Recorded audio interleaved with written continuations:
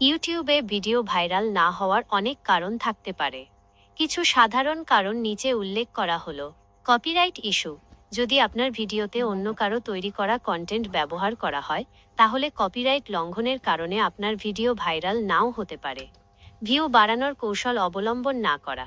Video তৈরি করার পাশাপাশি দর্শকদের কাছে পৌঁছানোর জন্য কিছু কৌশল অবলম্বন করতে হয়, যেমন আকর্ষণীয় থাম্বনেইল ব্যবহার করা, ভিডিওর বিষয়বস্তু অনুযায়ী সঠিক ট্যাগ ব্যবহার করা এবং ভিডিওর প্রচার করা।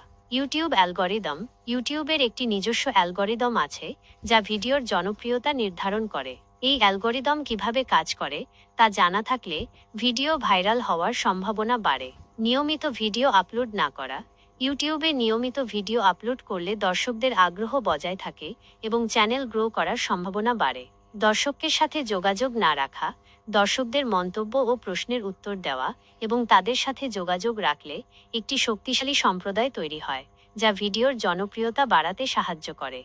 আপনি যদি আপনার ভিডিও ভাইরাল করতে চান, তাহলে এই বিষয়গুলোর দিকে মনোযোগ দিতে পারেন। আপনার আরও কিছু জানার থাকলে জিজ্ঞাসা